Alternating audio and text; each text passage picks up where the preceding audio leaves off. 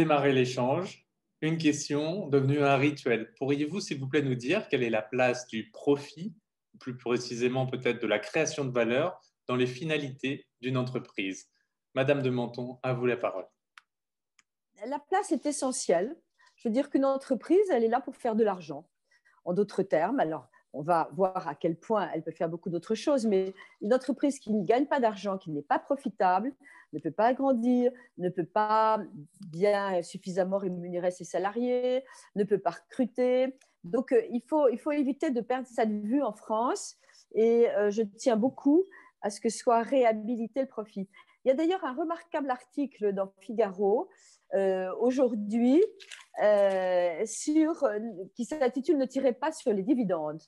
Et c'est Bertil Bayard qui l'a écrit, car assimilé au profit, qui est forcément injuste et forcément volé aux salariés, il y a le dividende. Je ne sais pas si vous avez noté, mais peut-être que ceux qui nous écoutent le savent bien. On a très peur de la distribution des dividendes. Il ne faut pas distribuer de dividendes, il ne faudrait pas en verser. C'est les actionnaires, le gros actionnaire avec un cigare et un gros ventre qui en profitent. Et c'est quelque chose d'injuste qui est volé aux salariés. Non, tout ça, c'est fondamental. Ça permet à chacun d'exercer son métier. Ça permet aux entreprises de se développer. Donc, c'est fondamental. Ce n'est pas exclusif, mais c'est fondamental.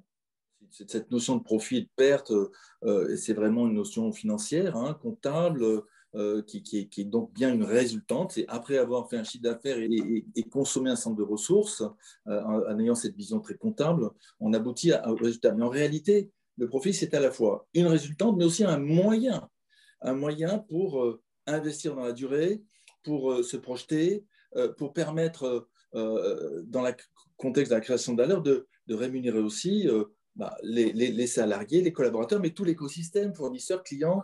Et donc, c'est pas, je dirais, c'est une question trop financière et trop comptable pour être reconnue comme étant le seul élément véritablement qui justifie l'existence d'une entreprise.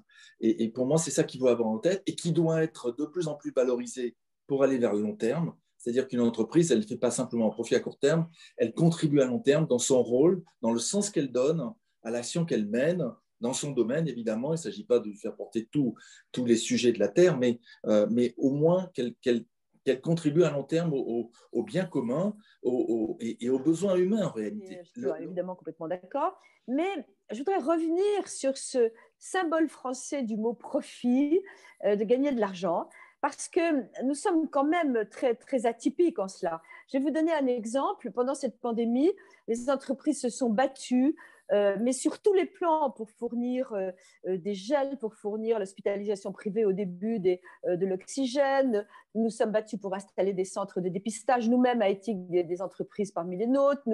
Elles ont inventé des systèmes, etc.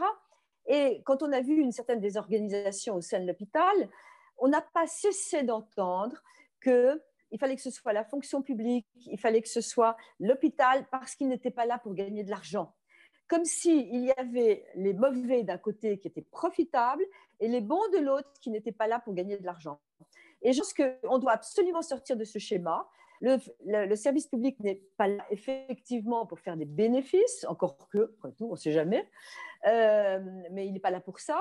Mais il n'est pas là pour perdre de l'argent. Je veux dire que l'équilibre et le bon management, et quand je dis management, c'est aussi bien le management des hommes, il faut pouvoir les payer bien au sein de l'hôpital, il faut pouvoir avoir l'efficacité du privé sur l'organisation. Et donc, je ne voudrais pas qu'on continue à opposer le méchant privé qui fait du profit et le gentil public qui doit perdre de l'argent. Oui, d'accord. Je pense que la notion de création de valeur, qu'on soit privé ou public, est probablement l'élément le plus important. Et quelle place on se donne dans cette création de valeur, dans l'écosystème dans lequel on est. Je pense qu'il y a autant de travail dans la fonction publique, enfin dans le public que dans le privé, pour des raisons diverses, on pourra y revenir tout à l'heure. Je vous remercie tous les deux. J'avais compris à la lecture de votre livre, Bernard, que vous étiez plutôt un disciple de François Pérou que de Milton Friedman, donc ça a transparu peut-être à travers les choses. Je ne suis pas d'accord, je ne suis pas du tout d'accord. Enfin, je ne suis pas d'accord. Je pense que la notion de compétitivité, de profit, qui est l'essence même de l'entreprise pour qu'elle survive, pour qu'elle ait une place, parce qu'elle est en compétition, elle est dans un écosystème où il faut qu'elle trouve sa place, c'est très important.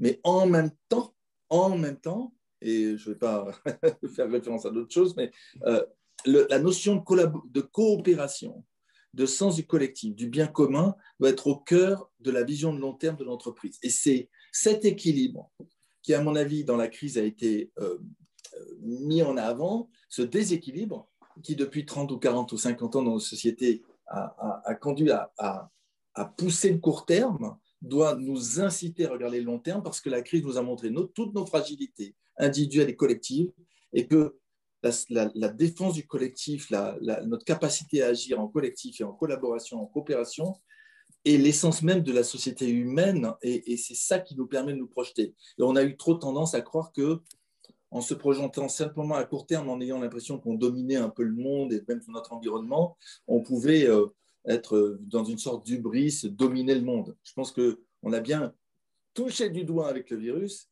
que nous étions extrêmement fragiles et qu'il fallait revenir à l'essentiel du collectif.